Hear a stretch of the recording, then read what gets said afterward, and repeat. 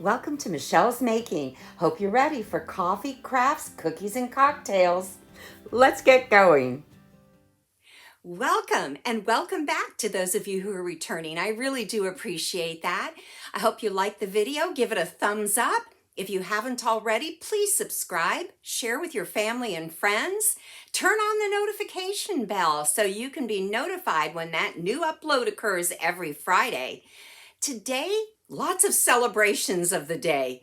It is National Military Brats Day, Arbor Day, Raisin Day, Poem in Your Pocket Day, Hairball Awareness Day, Honesty Day, Adopt a Shelter Pet Day, Bubble Tea Day, Bugs Bunny Day, Hairstylist Appreciation Day, and Oatmeal Cookie Day. There's just about an occasion for everything. So we'll celebrate one of those today or all of them today. If it weren't for the fact that I'm still in a construction zone and my kitchen is out of commission, I'd be making oatmeal cookies for us today. But in the meanwhile, we're enjoying our coffee, Funfetti Creamer of the Day. It's yummy. I was so happy when I found some in the store the other day, but it's almost gone, so we may have to revert back to French vanilla before too long. Let me give a shout out to my son, Shane. It's his birthday tomorrow, so happy birthday, Shane. I hope you have a great day. In the meanwhile, let's make it a great day and get to crafting. Our first craft is a Hexagon succulent planter. I picked up this Hexagon wooden box at Hobby Lobby when it was half price. I also picked up this beautiful floral paper that was 50 cents. It was really pretty and it was translucent, so I thought it would look nice on the outside of this box. Now, this is a project that started out with one vision in my mind, and it didn't go anywhere near that vision. I ran into difficulties along the way, but I want to show you how sometimes when we're working like this, that things evolve into something else. I started by painting with my Rust-Oleum chalk paint in linen white, and initially was going to paint just the sides and the inside on the front and leave the bottom front with the wood grain. As I started to lay the paper on it, I realized I didn't like the wood grain showing through as much as it was, so I decided to go ahead and give that a couple of coats of the chalk paint as well. Of course, I used my heat gun to help dry between coats. I'm always impatient to let the paint dry, and the heat gun trick is really a fabulous trick. Next, I lined the paper up to the area that I wanted to have on the front of the box, gave it a coat of Mod Podge, and applied the paper. At first, everything was going well, and then wrinkles started appearing. Lots of wrinkles. I don't usually have that much difficulty when I use Mod Podge and paper. I did think this had a plastic-like coating to it, so I didn't think there was going to be any problem. So I worked with it, and I thought I had it right and started working on the sides. And at first, the first side seemed to go on okay. And as I was working along, it just began to get worse and worse. It wrinkled, it rolled, it did everything it wasn't supposed to do, and I couldn't get it to lay flat. So I ended up scratching the entire idea of using this floral print, which is a shame because I really thought it was so pretty and I loved it, and I think I'll probably pick up another piece of it at some point and do something else. Like I said, projects often take a turn you weren't expecting. So I decided to use my Waverly chalk paint in the color ink, the black, and give it some distressing, add a little dimension to it, go with that black and white theme.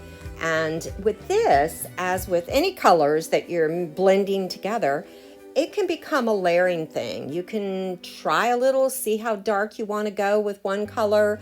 And if you don't like it, here I thought I was going to like it darker, but I didn't. So I added more white. And I even went in and added a little black on the back, you'll see in a moment. But you can play around with it. Sometimes those adding back and forth between two colors adds layers and dimension. Next, I used some of this washi type tape that I picked up at Hobby Lobby on a half price sale, and I've used it in other projects before, but it had this really pretty wide pink and gold ribbon. I decided to go around the entire perimeter on the outside.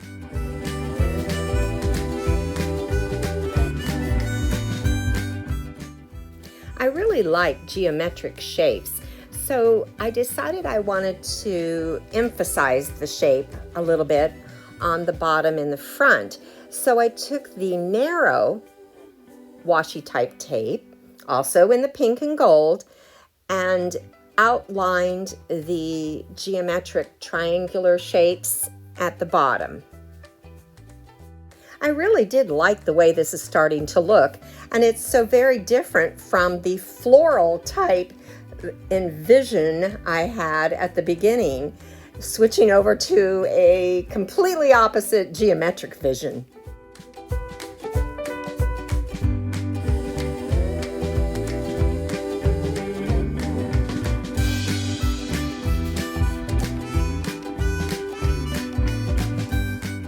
I picked up some artificial succulents at Walmart for 97 cents a piece and used a piece of floral foam from Dollar Tree.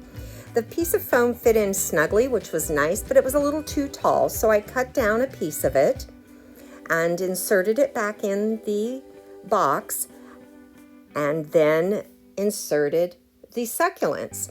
Now I put the taller one in the center. It had a little touch of pink on the ends of some of the leaves, which was really nice and went well with that washi tape trim. And put the two smaller ones to the either side.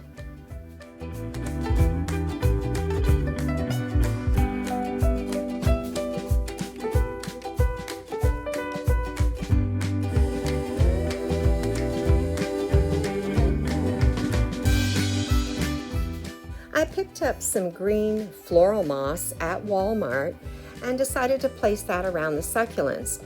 First, I took the leftover piece of floral foam and cut it in half for each side, just to use as filler so it wouldn't take so much of the moss. Placing the moss on either side and a little bit in the front, just to fill it up a little and make sure you couldn't see any of the foam while looking at the planter.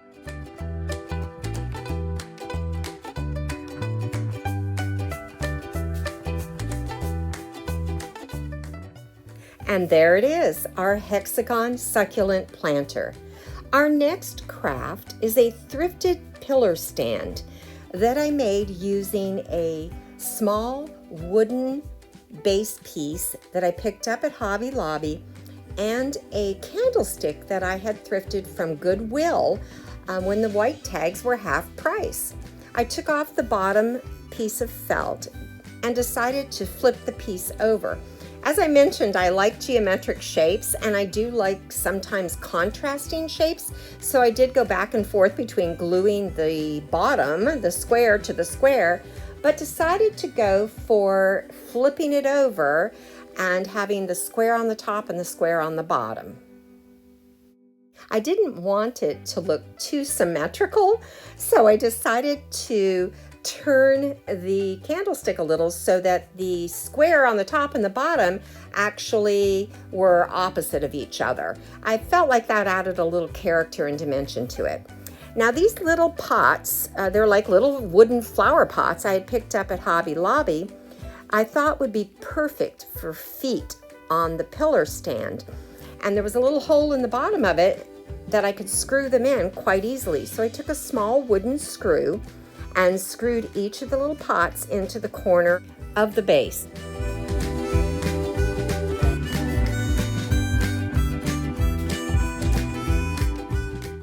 Next, I took the pillar stand outside and gave it a good spray of the Rust-Oleum 2X in the matte black. Next, I painted everything except the feet with the Rust-Oleum chalk paint in linen white. Now my thought here was after I painted it in white, I would sand it and distress it a little bit and the black would show through. Since there was the intricate design on the pillar portion, it was going to show through black there anyway, so I thought that with the distressing in the black would look nice.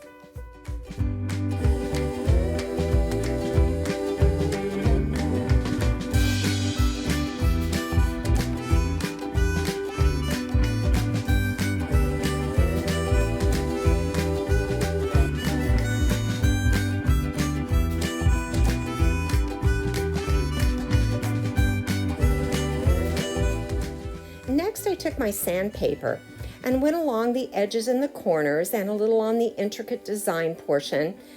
With this, you can sand as much or as little as you like. I thought that it would be mostly black showing through, but as I sanded, some of it showed through a little bit gold, but actually it looked good that way. It gave a little variety and some depth to it. So I just kept sanding until I got a look that I liked.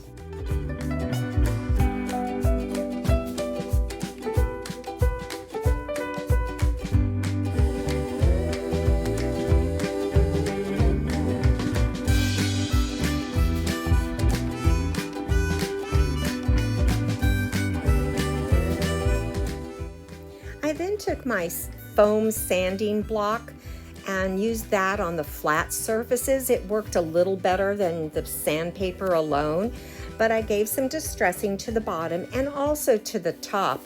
You'll see here in the finished product. And like I said, you just do as little or as much as you like. And there you have it, our thrifted pillar stand. And now it's time for a refreshing cocktail. This is a chocolate espresso martini. It's delicious and it's a great dessert type drink. This drink is mixed over crushed ice in a shaker using espresso liqueur, Frangelico, vanilla vodka, chocolate syrup, and half and half. As always, the complete recipe will be in the description box. But you add all your ingredients to the shaker.